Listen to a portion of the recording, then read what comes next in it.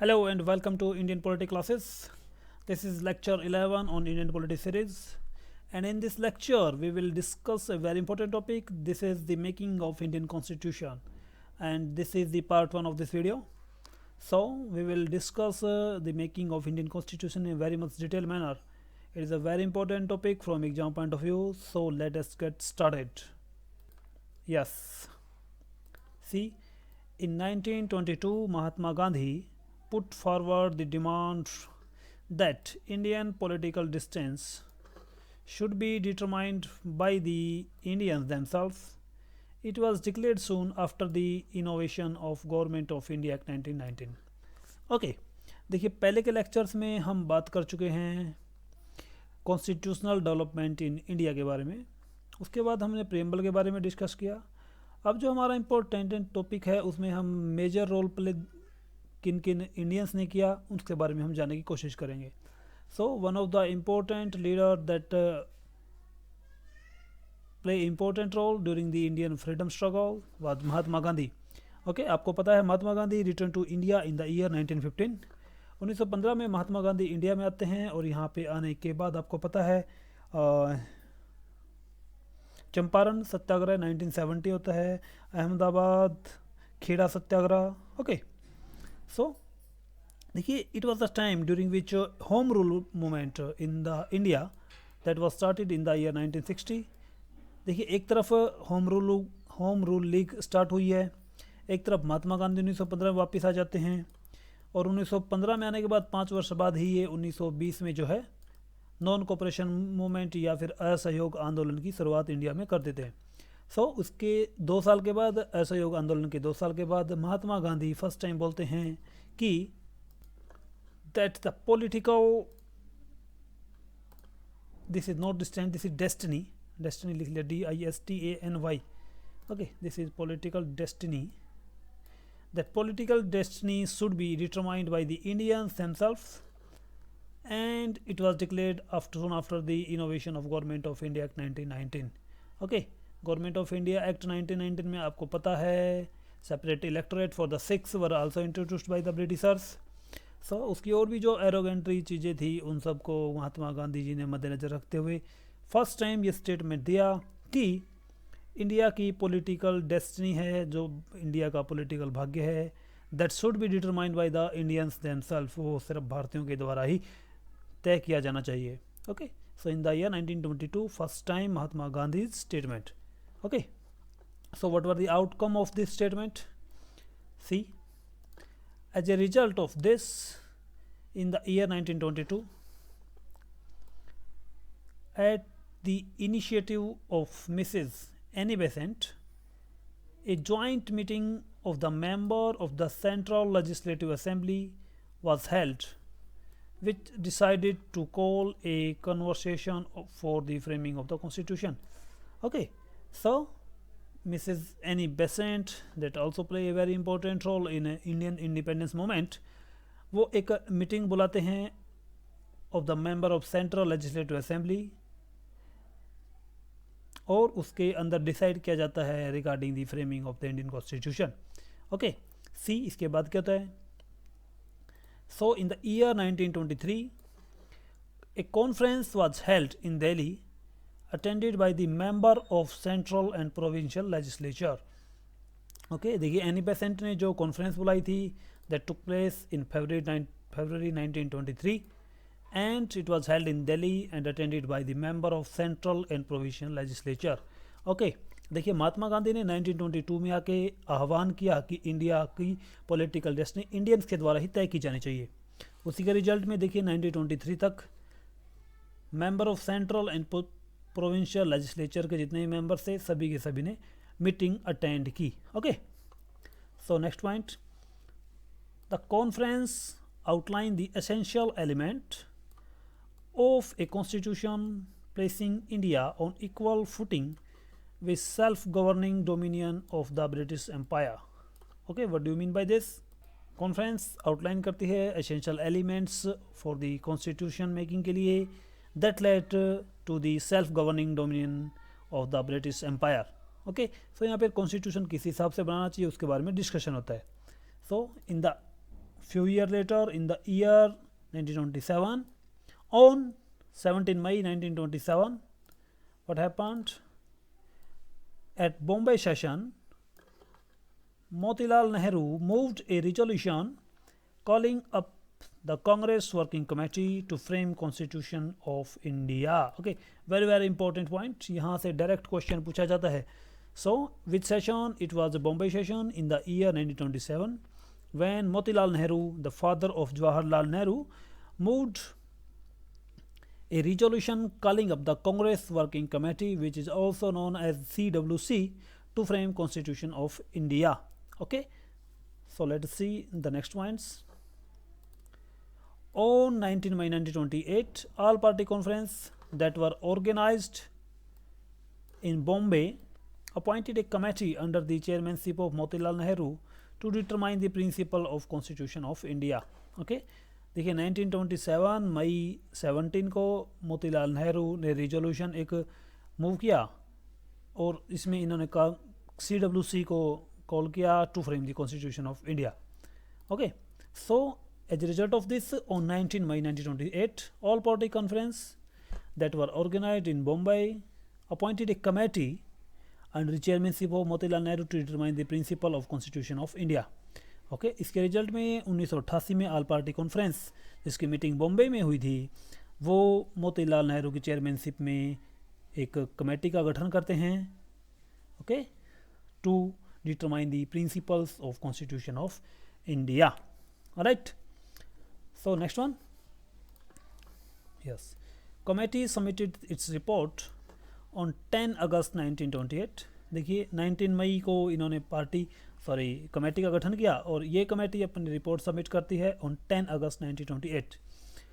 These were called as the Nehru report और Nehru committee recommendations.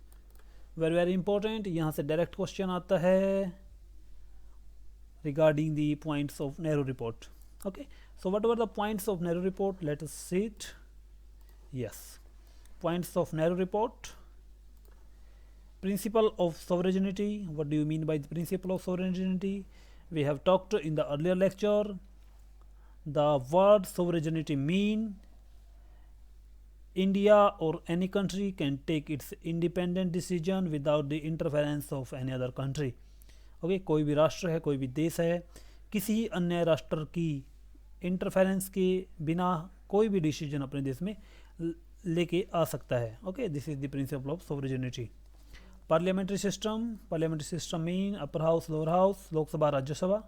Fundamental rights, you know very well, मौलिक अधिकार. Okay, federal system, federal mean the distribution of power between the state and centre और state के बीच में जो power का distribution है, this is called as federal system. Okay, next one, maximum autonomy to the provinces. This was also a recommendation made by the Nehru committee. Okay, residuary power with the central government. What do you mean by the term residuary power? We have talked very much detail in the previous lectures, so please watch these lectures. Okay, joint electorate for the election to the federal lower house and provincial legislature. This was also a recommendation by the Nehru committee.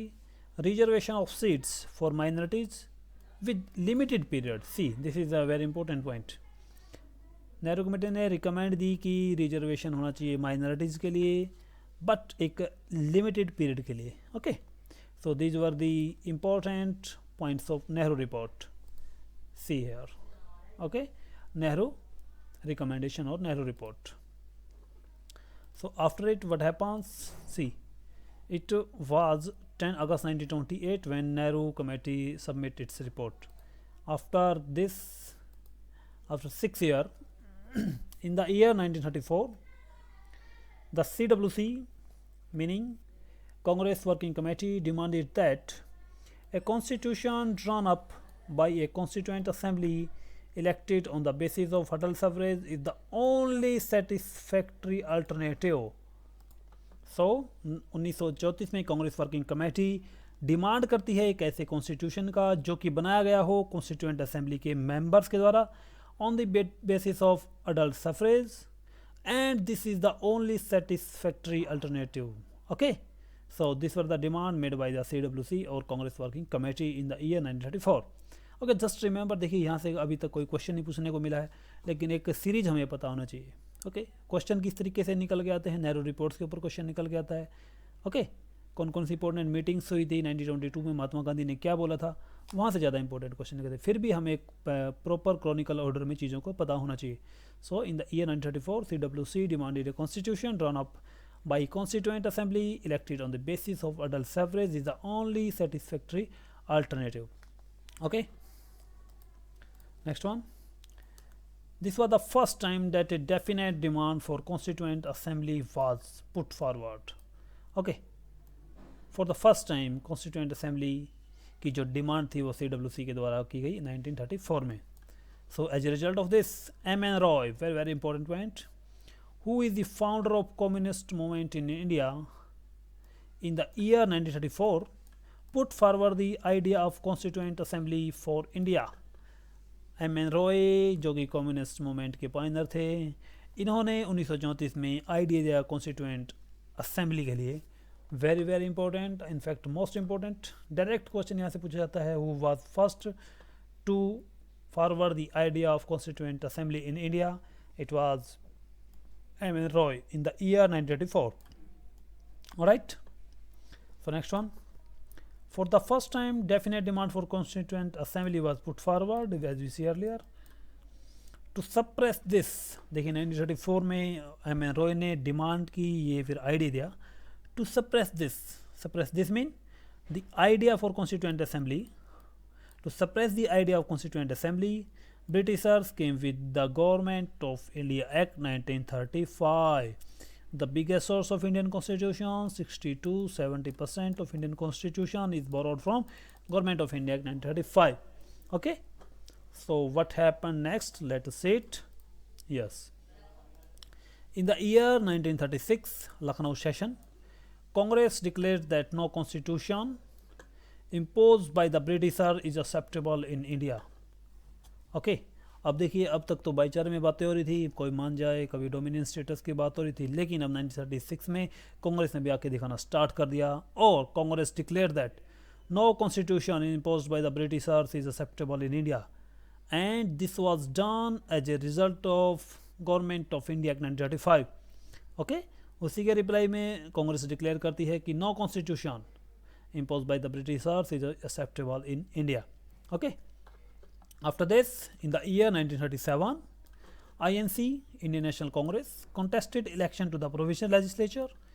Following the victory, the Congress asserted it as the approval of demand for the constituent assembly by the people. Okay, उससे एक वर्ष बाद ही Congress election में participate करती है, जो कि provincial legislature के इलेक्शन थे. उसमें जैसे ही एक बड़ी विक्ट्री मिलती है कांग्रेस को, तो Congress assert it as the approval of demand for the constituent assembly by the people of India. Okay, so after it, in the year 1938, Jawaharlal Nehru formulated the demand for constituent assembly. Okay, M.N. Roy ने start की, और इसके बाद 8 वर्ष के बाद 1934, after 4 years, Jawaharlal Nehru formulated the demand for the constituent assembly. Okay, देखिए, it was a time during the year 1938. What happen next? 1939 में आपको पता है सेकेंड वर्ल्ड वॉर स्टार्ट हो जाता है, world war 2, and the same demand was raised by the CWC और Congress working committee. Okay, in the year 1939, please correct it, it is 1939. Yes, 1939. In the year 1939, Gandhiji in his magazine हरिजन, गांधी जी के द्वारा लिखी गई थी एक पुस्तक हरिजन, wrote an article the only way. Very very important, exam के अंदर कई बार पूछा गया डायरेक्ट क्वेश्चन यहाँ से. The only way article is taken from which magazine? Okay, it was the magazine Harijan, who was written by the Mahatma Gandhi. Okay, so the article The Only Way, in which he expresses the view that the Constituent Assembly can only make a constitution indigenous to the country in truly and fully representing the will of the people of India. Okay, so Mahatma Gandhi एक article छापते हैं अपनी magazine हरिजन। हरिजन वही magazine है जिसके बारे में doctor Ambedkar और महात्मा गांधी के बीच में कॉन्फ्लिक्ट हुआ था। So this was a discussion, a different topic of discussion. We will talk about it in the later classes. So Gandhiji expresses the view that the Constituent Assembly can make a constitution indigenously to the country and truly and fully representing the will of the peoples. Okay, please make a note of it. The Constituent Assembly, next point. The Constituent Assembly is meant for framing the Constitution of India. What is Constituent Assembly? Constituent Assembly ये वही constituent assembly है जो कि हमारे संविधान को बनाएंगी। Okay, this is the point I have added, not very important point. So let us next. The demand for constituent assembly was for the first time and authoritatively constructed by the British government through the August of 1940. अगस्त पर हमने पढ़ा था, उसके अंदर Britishers बात करते हैं कि आप अगर वर्ल्ड वार 2 में पार्टिसिपेट करेंगे तो हम आपको एक डोमिनियन स्टेटस का दर्जा दे देंगे। So the demand of constituent assembly was accepted by the Britishers for the first time by the August of 1940। Okay, देखिए August of government of India act 1935, government of India act 1919, ये सब हम पहले के लेक्चर्स में काफ़ी detail में discuss कर चुके हैं। अगर अगस्त ऑफर का नाम सुनते ही आपको सभी पॉइंट रिवाइज नहीं आ रहे तो इसका मतलब ये है कि आपने लेक्चर्स को अच्छे से देखा है। प्लीज़ उन लेक्चर्स को दोबारा फिर जाके प्लेलिस्ट में देखिएगा। ओके, सो आगे बढ़ते हैं। इसके बाद क्या सीन होता है? Constituent assembly members were both elected indirectly and nominated. देखिए जो कॉन्स्टिट्यूएंट असेंबली मेंबर्स है they were elected by indirect method और indirect election and they were also nominated. Alright, very important। यहाँ से डायरेक्ट क्वेश्चन पूछा जाता है कॉन्स्टिट्यूएंट असेंबली के मेंबर्स के बारे में, क्या वो डायरेक्टली इनडायरेक्ट कैसे इलेक्टेड थे, डायरेक्टली या इनडायरेक्टली नॉमिनेटेड कितने थे, कितने टोटल मेंबर्स थे। So we will discuss all about this things. So फिलहाल के लिए पॉइंट आप इसको इंपॉर्टेंट बना के नोट कीजिएगा। Constituent assembly member were both elected, they were elected indirectly and nominated. Okay, so next point, representative of each community were to be elected by the member of that community in the provincial legislature assembly and voting was to be by the method of proportional representation by a mean of single transferable vote। सी अभी constituent assembly बनाने की बात हो रही थी India में, तो constituent assembly के लिए इलेक्शन हुए। इलेक्शंस में क्या हुआ, जो प्रोविंशियल लेजिस्लेचर में जितने भी मेंबर्स थे वो मेंबर्स वोटिंग करते हैं proportional representation by a mean of single transferable vote in the very same manner जैसा कि हम राष्ट्रपति के चुनाव के अंदर देखते हैं। सो ऐसे करके तो कॉन्स्टिट्यूएंट असेंबली के मेंबर्स उनका चुनाव हुआ। यहाँ से डायरेक्ट क्वेश्चन पूछा जाता, प्लीज़ आप इन 2 पॉइंट को वेरी इंपॉर्टेंट करके नोट कीजिएगा। फर्स्ट, इनडायरेक्ट इलेक्शन था and they were also nominated. Constituent assembly में जो मेंबर्स थे उनका इलेक्शन इनडायरेक्ट था और दे वर ऑल्सो नॉमिनेटेड। वो कितने नॉमिनेटेड थे, कितने इलेक्टेड थे, उसके बारे में हम बाद में बात करेंगे। सो इलेक्शन का प्रोसेस क्या था? By a method of proportional representation by a mean of single transferable vote. This is a method of indirect election. We will discuss about it in the election procedure of president of India. Okay, so election to the 296 seat, 296 सीटों पे total election होता है, held in July August 1946। Out of 296 Congress won 208, Congress 208 सीटें जीत जाती है यहाँ से। मुस्लिम League won 73 and there were 15 independent members to the constituent assembly. Okay,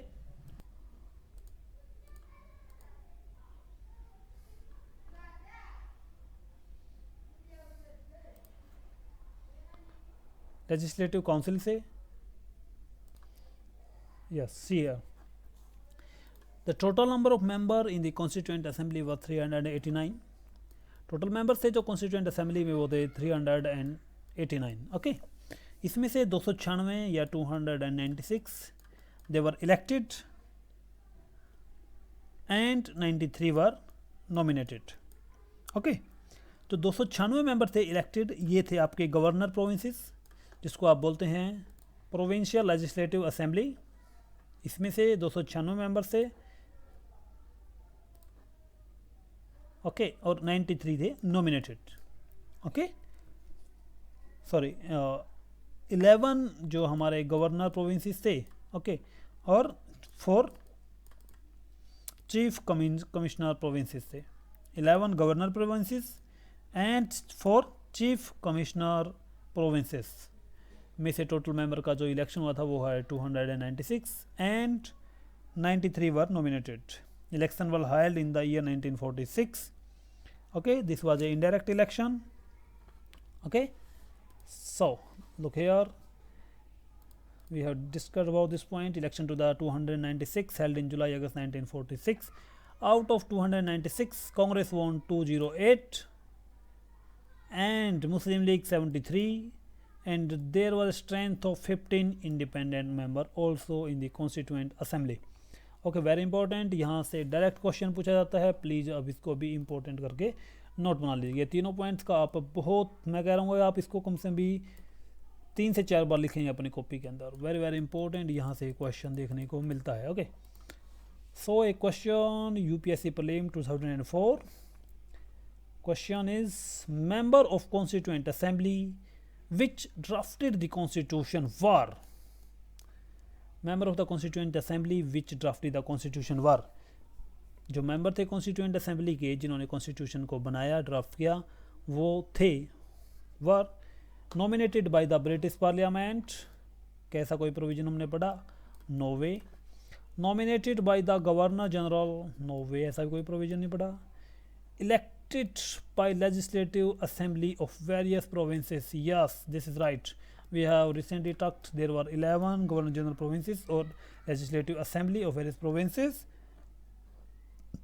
Or fourth option, elected by INC and Muslim League, this is wrong. So UPSC prelim 2005 question देखिए, एक ऐसा point है जो इलेक्शन का, यह काफ़ी कॉन्फ्लिक्ट है, और यहाँ से बच्चे ये जो कॉन्स्टिट्यूशनल डेवलपमेंट की प्रोसेस है, इस ये काफ़ी डिफ़िकल्ट कह सकते हैं, बोरिंग कह सकते हैं, ओके, नॉट इंटरेस्टिंग कह सकते हैं, ओके, काफ़ी पचड़ा है इसके अंदर, काफ़ी डिफ़िकल्ट है, लेकिन आपको इस चीज़ से घबराना नहीं है। आप इसको 2 से 3 बार देखेंगे तो लेक्चर आपको अच्छे से याद हो जाएगा। Okay, so the member of constituent assembly were, देखिए मैंने पॉइंट जोर लगा के बोला था, they were both elected and nominated. Okay, so elected by the legislative assembly of various provinces, option 3 UPSC prelim 2005 question. Okay, next question UPSC prelim 2001, which of the following statement regarding constituent assembly are true? It was, are true, please read the question. It was not based on adult franchisee, wrong. It was based on adult franchisee. Adult franchisee mean right to vote, okay, voting तो हुई थी, तभी legislative assemblies के election हुए थे हमारे पास। It was लिख लीजिए आप यहाँ पे, it was a result from direct election, no no no no, अभी हमने बात की it was a result of indirect election. See the first point, please see the first point, मैंने गलती से इसको गलती बता दी आपको। It was not based on the adult franchise. Adult franchise mean all the adults of India are have right to vote, लेकिन ऐसा नहीं हुआ था। ओके, हमने देखा कि जो वोटिंग की प्रोसेस थी वो थी हमारे पास इनडायरेक्ट इलेक्शन की। Indirect election mean all the adults can not participate in the election, so it was not based on the adult franchise. This point is right, please note it. Okay, so first point right. It is a result of direct election, no way, direct election तो नहीं था भैया, इसमें तो कोई doubt ही नहीं है। It was a multi party body, multi party body नहीं, ऐसा कोई सीन नहीं था हमारे पास। It works through several committees, yes that's it, several committees were formed during this time. So your answer first and second, no, second and third बिल्कुल भी नहीं है, ये सॉरी 1 है यहाँ पे, 1 and 4th this will be right, 1 2 3 4 no objection over there. So option 1 and 4th UPSC prelim 2005 question. Okay, so this is the end of the lecture for today. आपकी अगर कोई डाउट है, कोई समस्या है, यहाँ पे प्लीज़ आप कमेंट करके बताइएगा। आपको लेक्चर्स हमारे कैसे लग रहे हैं, पर प्लीज़ उसके बारे में भी अपनी प्रतिक्रिया दीजिएगा। अपने दोस्तों को, अपने छोटे भाई बहनों को भी प्लीज़ चैनल के साथ जोड़िए। आप वीडियोज़ को शेयर कीजिए अपने सोशल मीडिया माध्यम से। Okay, so thank you very much and keep learning. सीखते रहेगा प्लीज़।